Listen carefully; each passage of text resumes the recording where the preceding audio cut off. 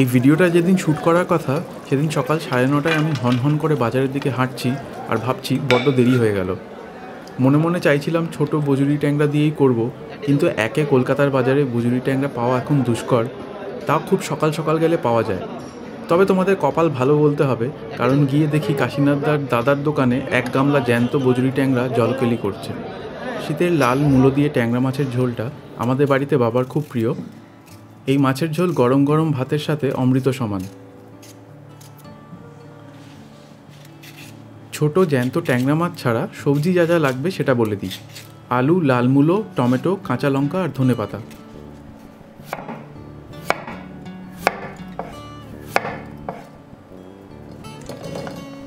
আলু আর মূলো দুটোই হাতের কেড়ে আঙ্গুলের মাপে সরু সরু করে কেটে নিতে হবে।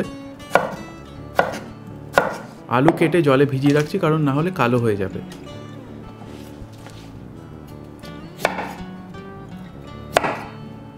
মাছ কেনার উত্তেজনায় মূলোটা ভালো কেনা হয়নি সেদিন। এরম নাদুস নুদুস মূলোর থেকে সরু দেশি মূলোগুলোতে গন্ধ বেশি ভালো হয়। আমি ভুল করেছি, তোমরা করো না।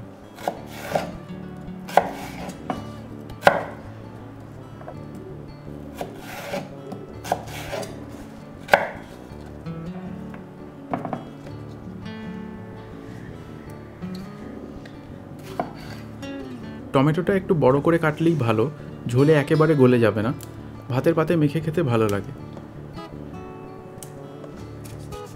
লঙ্কাগুলো আধচেরা করে নিচ্ছি। ট্যাংরাগুলো কেটে ধুয়ে জল ঝরিয়ে রাখা আছে। 600 গ্রাম মাছ কেটে পরিষ্কার করে 400তে এসে দাঁড়িয়েছে।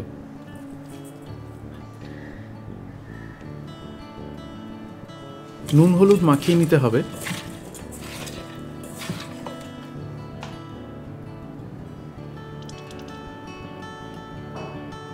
কড়াই ভালো করে গরম করে সর্ষের তেল দিয়ে ধোঁয়া ওঠা অবধি অপেক্ষা করতে হবে।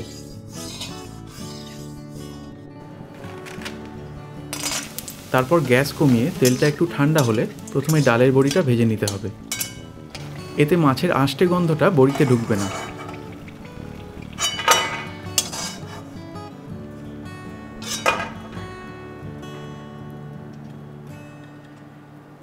এবারে মাঝারি আঁচে মাছগুলো ভাগে ভাগে ভেজে নিতে হবে।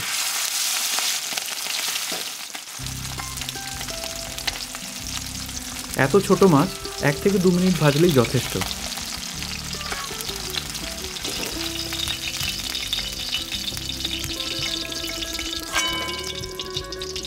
আরেকটা জিনিস, কড়া ভালো করে গরম না হতেই তেল দিলে কিন্তু মাছটা কড়ায় আটকে যাবে।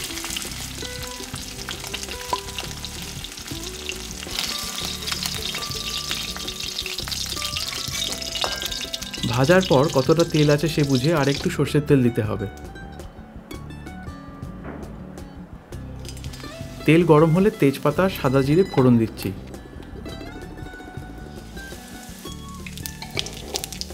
আলুগুলো দিয়ে দিচ্ছি।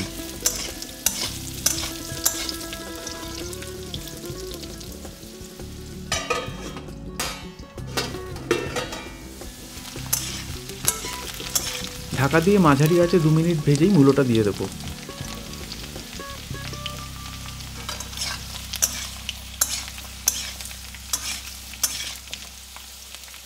সামান্য নুন দেব।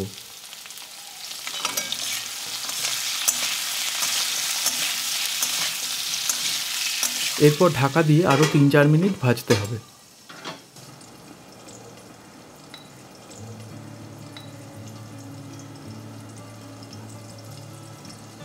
এই সুযোগে জিরে, ধনে, হলুদ আর কাশ্মীরি অথবা তিখা লাল লঙ্কা এইসব গুঁড়ো মশলাগুলো সামান্য জলে দিয়ে গুলে রেখে দিতে হবে।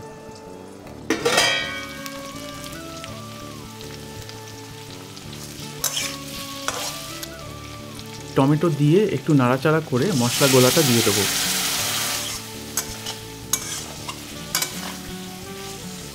ঢাকা দিয়ে 2-3 মিনিট অন্তর সাঁতলাতে হবে।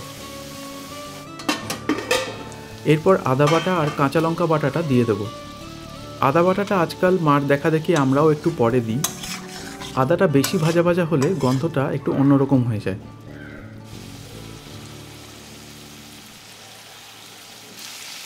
এবার ঝোলের জন্য জলটা দিয়ে দিতে হবে। চেখে দেখে বাকি নুনটা দিতে হবে। মাছের পাতলা ঝোলে কিন্তু সবসময় নুনটা যতটা মনে হয় তার চেয়ে বেশি দিতে হয়, না হলে ভাতে মাখার পর ঝোলটা পাঞ্চে লাগবে। অল্প চিনিও দিচ্ছি। এই মিষ্টিটা কিন্তু না বলে দিলে কেউ বুঝবেও না যে চিনি দেওয়া হয়েছে, অথচ স্বাদের একটা ব্যালেন্স এনে দেয়। চিড়ে রাখা কাঁচা লঙ্কা, ভাজা মাছ আর বড়িগুলো দিয়ে দিচ্ছি।